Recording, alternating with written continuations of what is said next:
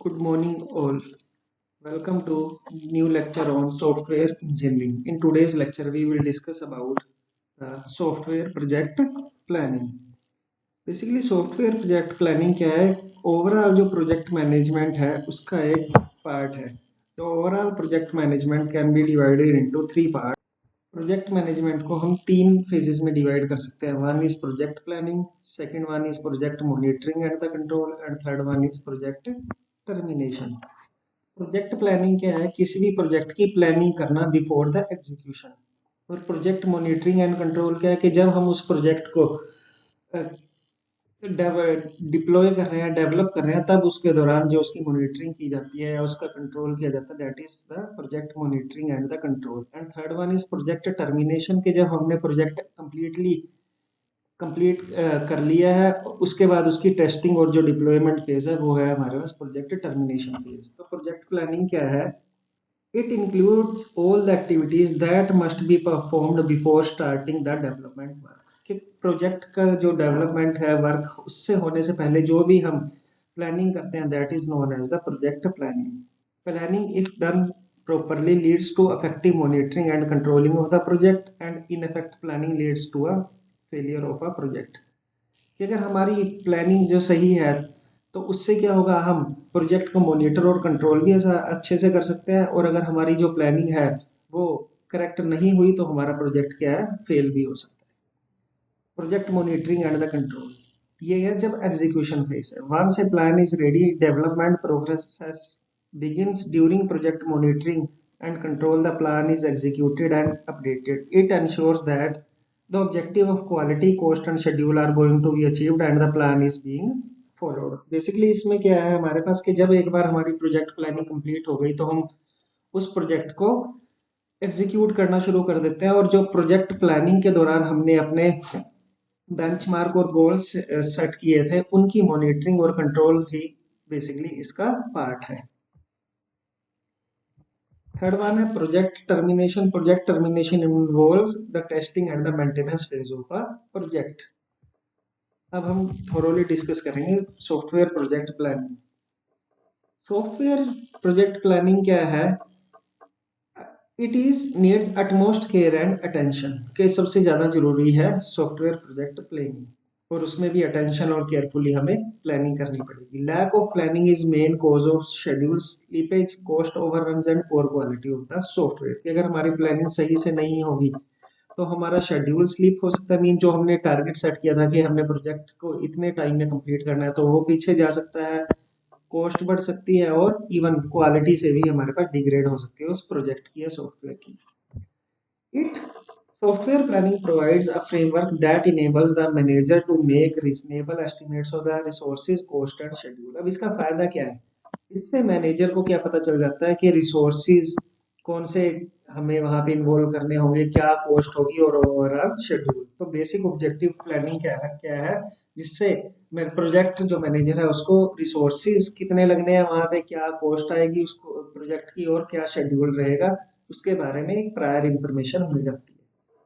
These estimates are made with a limited time period at the beginning of software project and should be updated regularly as a project progress. और ये fix नहीं है planning. Basic starting में हम क्या करते हैं, एक रफ आइडिया से चलते हैं, और जैसे जैसे हमारी प्रोसेस शुरू होती रहती है वैसे वैसे इसमें अपडेशंस आते रहते हैं. In planning the main activities are. अब प्लानिंग में बेसिकली तीन चीजें हैं जो यहाँ पे हमने डिस्कस किया था कि कॉस्ट, क्वालिटी एंड शेड्यूल. तो इसमें basically software cost estimation, project scheduling and team structure के कैसी हमने टीम इन्वॉल्व करनी है. A basic goals of planning to look into the future of development of the project, to identify activities that need to be performed to complete the project. कि हमें कौन सी activities करनी पड़ेगी ताकि हमारा प्रोजेक्ट सक्सेसफुली कंप्लीट हो सके. Planning उन एक्टिविटीज की शेड्यूलिंग का प्लान बनाना पड़ेगा. Plan the scheduling of those activities and plan resource allocation of the activities. उन एक्टिविटीज को पूरा करने के लिए क्या क्या रिसोर्सेज लगेंगे, चाहे वो ह्यूमन रिसोर्सेज है, चाहे हार्डवेयर या सॉफ्टवेयर, उनकी भी प्लानिंग हमारे पास हो जाती है.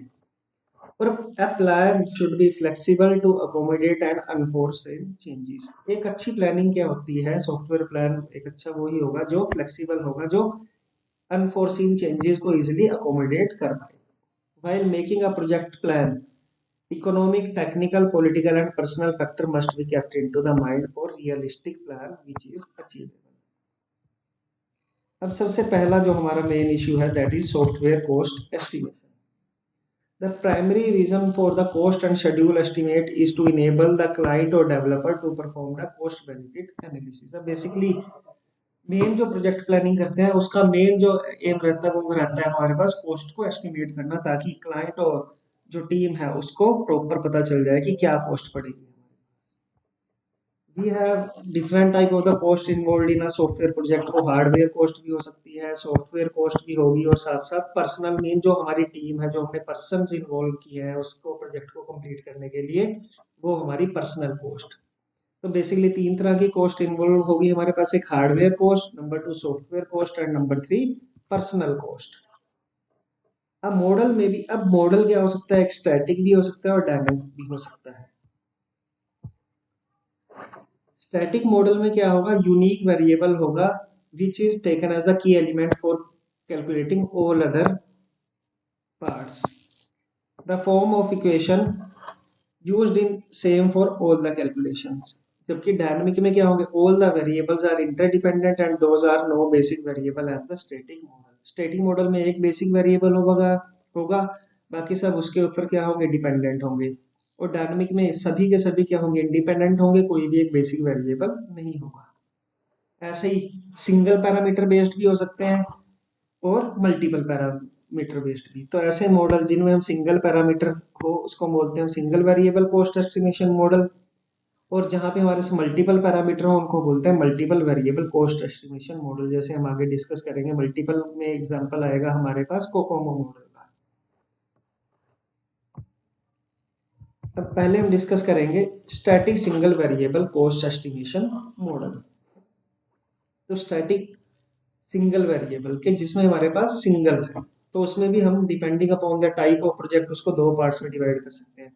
Size based depend for the large projects, एक तो या तो लार्ज प्रोजेक्ट के, या फिर दूसरा है स्मॉल प्रोजेक्ट्स के, उनके लिए क्या कॉस्ट होगी. तो स्मॉल प्रोजेक्ट्स के लिए जो हमारा एफर्ट आएगा वो क्या होगा, effort is equal to A into size raise to power B.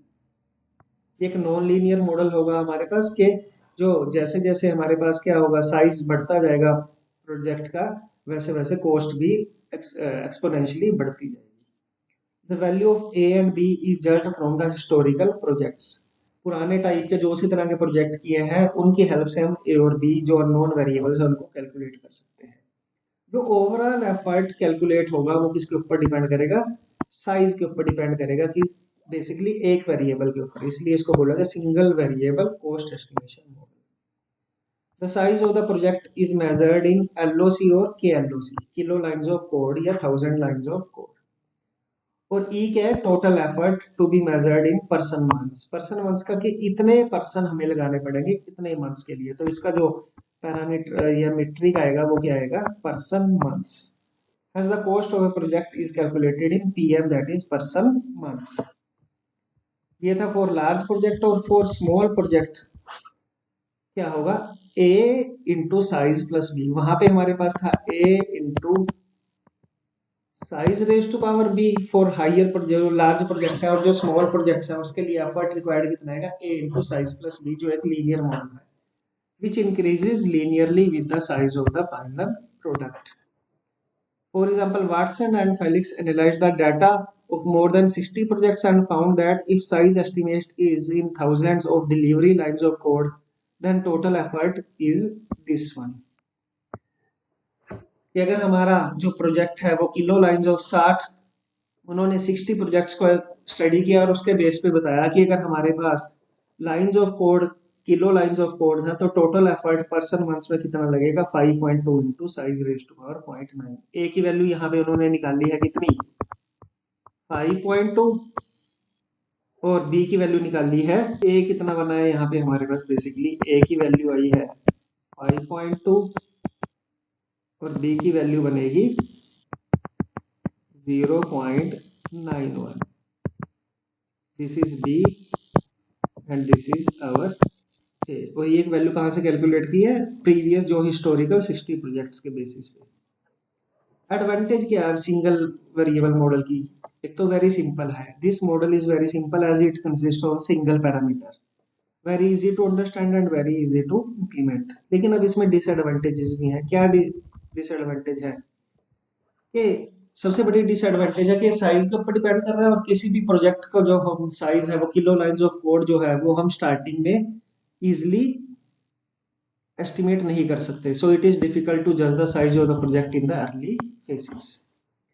और दूसरा, ए और बी जो अननोन कॉन्स्टेंट्स है वो भी हिस्टोरिकल प्रोजेक्ट से कैलकुलेट करते हैं, लेकिन अगर हमारा एक टोटली न्यू प्रोजेक्ट है, जिस तरह के प्रोजेक्ट हमने पहले नहीं बनाए हैं, तो ए और बी को कैलकुलेट करना भी क्या होगा, बड़ा मुश्किल हो जाता है। तीसरा, for larger project size is not only the parameter, कि अकेला पैरामीटर जो है साइज के ऊपर डिपेंड नहीं करती कॉस्ट, वो क्या और भी डिफरेंट पार्ट्स के ऊपर डिपेंड करती है। So which is a serial affect cost. तो इसीलिए हमारे पास आया फिर multiple variable model, that is known as the COCOMO model. CO means constructive, next CO का मतलब cost estimation model, constructive cost estimation model. और ये बोहम ने बनाया था, बैरे बोहम ने इसको डेवलप किया था। It is a size-based cost estimation model has a size-based cost estimation model has a major drawback कि वो केवल क्या करता था, साइज को कंसीडर करता था, बाकी अदर पैरामीटर्स को ये कंसीडर नहीं करता था। लेकिन यहाँ पे कोकोमो मॉडल में हम सभी बाकी के अन्य पैरामीटर्स को भी इंक्लूड करते हैं। In Kokomo model, size is the major contributor to the cost, but other factor must also be adjusted to calculate the cost of the project. कि बेशक मेन फैक्टर कौन है, कॉस्ट है, लेकिन अदर फैक्टर मेन फैक्टर है वो size है, लेकिन उसके साथ साथ अदर फैक्टर्स भी हमारे कॉस्ट को अफेक्ट करेंगे। The basic steps of this model are, सबसे पहले तो हमें फाइंड करना पड़ेगा कि कितनी लाइंस ऑफ कोड है उस सिस्टम में। उसके बाद जो 15 मल्टीप्लाइंग फैक्टर्स हम कैलकुलेट करेंगे वो कैलकुलेट करने हैं, और उनकी डिफरेंट एट्रीब्यूट्स के ऊपर हमारे 15 मल्टीप्लाइंग फैक्टर्स होते हैं, उनको एस्टिमेट करना है, और फिर इनका हमें मल्टीप्लिकेशन फैक्टर भी निकालना पड़ेगा। Adjust the effort estimate by multiplying the initial estimate with all the multiplying factors, जिसको हम आगे स्टडी करेंगे। तो अब सबसे पहला काम था हमारा कॉस्ट कैलकुलेट करना, तो उसके बेस पे हम सिंगल वैल्यू बेस्ड में हमारे पास क्या थी, cost A × KL LOC of B, ये था। लेकिन कोकोमो मॉडल के अकॉर्डिंग प्रोजेक्ट्स को 3 पार्ट्स में डिवाइड किया है। एक ऑर्गेनिक मीन जो बहुत ही स्मॉल प्रोजेक्ट्स हैं, दूसरे सेमी डिटैच्ड प्रोजेक्ट्स, एंड तीसरे हैं एम्बेडेड प्रोजेक्ट्स। वहां पे सिंगल कॉस्ट वाले में 2 टाइप में डिवाइड किया गया था, यहाँ पे 3 टाइप में, 3 कैटेगरीज में। ऑर्गेनिक प्रोजेक्ट क्या है, very small projects with very small number of people and good application experience to work for less than a rigid requirement. Example of these projects are simple business system बनाना है, कोई simple inventory system बनाना है, data processing system बनाना है, तो इस तरह के प्रोजेक्ट्स को बोला गया है ऑर्गेनिक प्रोजेक्ट्स। दूसरे सेमी डिटैच्ड, दो इनसे क्या हो, थोड़े से साइज में बड़े हो।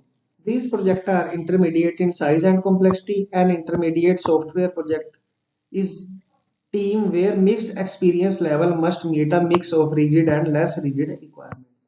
बेसिकली यहाँ पे जो टीम है ऑर्गेनिक में एक्सपीरियंस्ड टीम होगी, और इन्वायरमेंट भी क्या होगा, फ्लेक्सिबल होगा, set of less than rigid requirement. लेकिन यहाँ पे क्या होंगे, मिक्स तरह के पीपल होंगे, उनका एक्सपीरियंस मिक्स होगा, और इन्वायरमेंट भी क्या होगा, मिक्स होगा, कि कुछ रिक्वायरमेंट्स रिजिड होंगी और कुछ क्या होंगी, फ्लेक्सिबल होंगी। जैसे DBMS, कोई ऑपरेटिंग सिस्टम आपको डेवलप करना है, कोई कॉम्प्लेक्स इन्वेंटरी सिस्टम डेवलप करना है। और तीसरे तरह के प्रोजेक्ट्स हैं हमारे embedded projects. These are the projects which are developed with a set of tight constraints from the environment, कि जहाँ पे हमारे पास constraints बहुत ज्यादा हो। सबसे पहले ऑर्गेनिक वाले में constraints नहीं थी, सेमी डिटैच्ड में थोड़ी कंपैरेटिवली कम हमारे पास constraints थी, और एम्बेडेड में बहुत ज्यादा constraints है। Example is flight simulation system for the aircraft. और इसके बेसिस पे हम A और B की वैल्यू कैलकुलेट करते हैं। यहाँ पे A की वैल्यू ऑर्गेनिक प्रोजेक्ट के लिए कुछ और होगी, सेमी डिटैच्ड के लिए कुछ और होगी, और एम्बेडेड के लिए डिफरेंट होगी। Same is the case for B। तो base depending upon the type of project we can calculate the value of A and B। तो वही दिया कि अगर ऑर्गेनिक टाइप का प्रोजेक्ट है तो ए की वैल्यू आपने कंसीडर करनी है 3.2, बी की 1.05, सेमी डिटैच्ड के लिए ए की वैल्यू 3.0 और एम्बेडेड के लिए 2.8, और बी की वैल्यू सेमी डिटैच्ड के लिए 1.12 और एम्बेडेड के लिए 1.20। मींस जैसे जैसे हमारे पास कॉम्प्लेक्सिटी बढ़ती जा रही है, रिजिडनेस बढ़ती जा रही है कंस्ट्रेंट्स की, वैसे वैसे ए की वैल्यू कम हो रही है और बी की वैल्यू क्या है, बढ़ती जा रही है। अब इसके अलावा दो और फैक्टर थे, 15 एफर्ट एडजस्टमेंट फैक्टर, जिनको ईएफए बोलते हैं। वो कैसे कैलकुलेट करेंगे? उन बेसिक जो 15 फंक्शंस हैं उनको चार कैटेगरीज में डिवाइड किया है: product attributes, hardware attributes, personal attributes as well as the project attributes.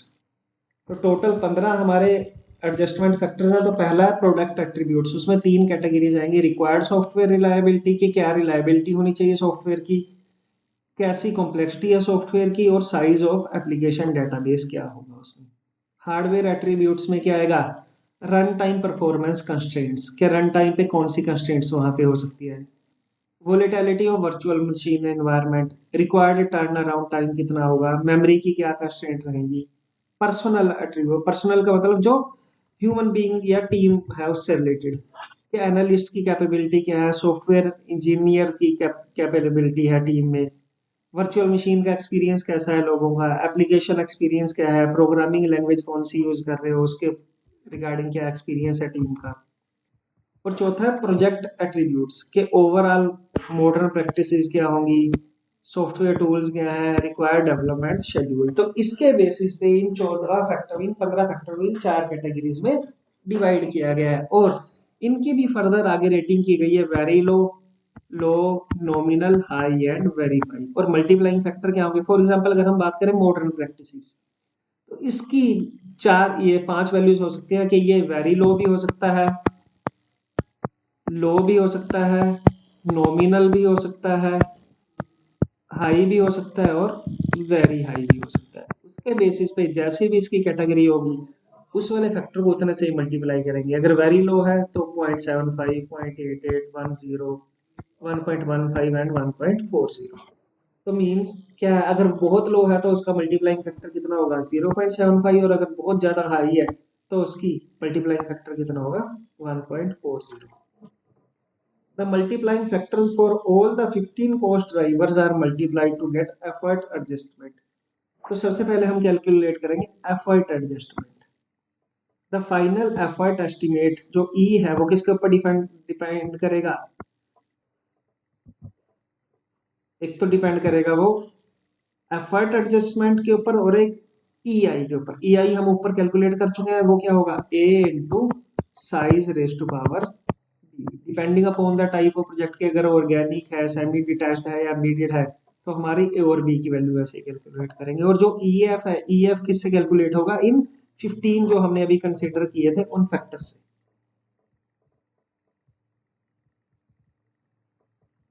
This module is used to describe the overall cost of project as well as the effort required for the different phases can be calculated. तो Kokomo model basically हमें cost किस form में देता है? Effort required for the different phases. The percentage of total effort spent in phases varies with the type and size of the project, जो already हम discuss कर चुके हैं। अब फॉर एग्जांपल अगर हम एक ऑर्गेनिक सॉफ्टवेयर लेके चलें तो उसमें अगर ऑर्गेनिक मॉडल में हम लेके चल रहे हैं कि एक प्रोजेक्ट, चार अलग अलग तरह के प्रोजेक्ट कंसीडर किए हैं, जिनमें हमारे पास 2 किलो लाइंस ऑफ कोड है पहले टाइप के प्रोजेक्ट में, दूसरे में 8 किलो लाइंस ऑफ कोड है, तीसरे में 32 किलो लाइंस ऑफ कोड है और चौथे में 128 किलो लाइंस ऑफ कोड है। तो उसके बेसिस पे हमारे पास जो प्रोडक्ट डिजाइन है वो है 16, जो हमारे 15 फैक्टर थे जिनको चार कैटेगरी में, detail design 14, code and unit test 42, 16, ऐसे ही के इसके लिए डिफरेंट आएगा, यहाँ पे डिफरेंट है और यहाँ पे different. Using this table the estimate of effort required for each phase can be determined from the total effort estimate. Means इनका यूज हम कहाँ पे करेंगे? इस वाली इक्वेशन में करेंगे, तो वहां से हम ओवरऑल एफर्ट रिक्वायर्ड निकाल सकते हैं। सेकंड कॉस्ट एस्टिमेशन मॉडल जो डिपेंड मल्टी वेरिएबल है, that is Putnam resource allocation model. Lawrence Putnam model describes the time and effort required to finish a software project of a specified size। तो basically ये वाला जो model है ये क्या करता है? एक अगर हमें साइज पता है किसी सॉफ्टवेयर के प्रोजेक्ट का, तो उसके बेसिस पे हम कितना टाइम और कितना एफर्ट लगेंगे वो हम इजीली एस्टिमेट कर सकते हैं। It uses make of so called Rayleigh curve to estimate project effort, schedule and defect rate as shown in the figure. इस तरह के कर्व को हम बोलते हैं रेले कर्व। और इससे ये क्या आएगा, टोटल एफर्ट और दिस इज द टाइम। तो ये बता रहा है कि अगर हमारे पास कोई एक ऐसा सॉफ्टवेयर प्रोजेक्ट हम डेवलप कर रहे हैं, तो उसमें जो कॉस्ट है, जो टोटल एफर्ट है, वो शुरू में कम होंगे, बढ़ते जाएंगे, और जैसे जैसे टाइम स्पेंड होता रहेगा फिर दोबारा से हमारे टोटल एफर्ट डिक्रीज होने शुरू हो जाते हैं। रेले कर्व को फॉलो करते हैं। Now notice that software staffing profiles followed the well-known Rayleigh distribution, और उसके बेसिस पे Rayleigh distribution के बेसिस पे उन्होंने ये फॉर्मूला दिया कि b into 1 raised to 3 into size divided by productivity is equal to effort raised to 1 by 3 into time raised to power 4 by 3। यहाँ पे साइज क्या है, size of the product. b is the scaling factor and is a function of project size। Productivity is the process productivity, the ability of a particular software to produce software of a given size as the particular defect rate। Effort है कि total effort applied कितने लगेंगे और ये किस चीज में calculate करेंगे, पर्सन मंथ्स में। और टाइम क्या है, टोटल शेड्यूल की कितने सालों में, इन ईयर्स, कितने टाइम में हम उसको कंप्लीट कर सकते हैं। और इसके बेसिस पे हम यहाँ से एफर्ट निकाल सकते हैं। तो एफर्ट कितना आ जाएगा, ये टाइम इधर जाएगा और सारे की पावर आप क्या कर दोगे, क्यूब कर दोगे। तो size upon productivity into time raised to power 4/3 whole cube dot B. और उसी के बेसिस पे अब हम प्रोसेस प्रोडक्टिविटी, तो प्रोडक्टिविटी कितनी आएगी, size divided by effort divided by B raised to power 1/3 into time raised to power 4। तो यहाँ पे it makes a sharp distinction between conventional productivity, that is size divided by effort, and the process productivity। One of the key advantage of this model is simplicity, के सबसे simple है। So this one is all about the today's lecture। In today's lecture we have discussed about the software project management, जिसमें हमने 3 तरह के देखे। Software को cost calculate करने कैसे करते हैं, single variable cost estimation, multiple variable cost estimation. Multiple variable में 2 हमने केसेस कंसीडर किया है, कोकोमो मॉडल और एक Putnam's Rayleigh curve. Thank you all.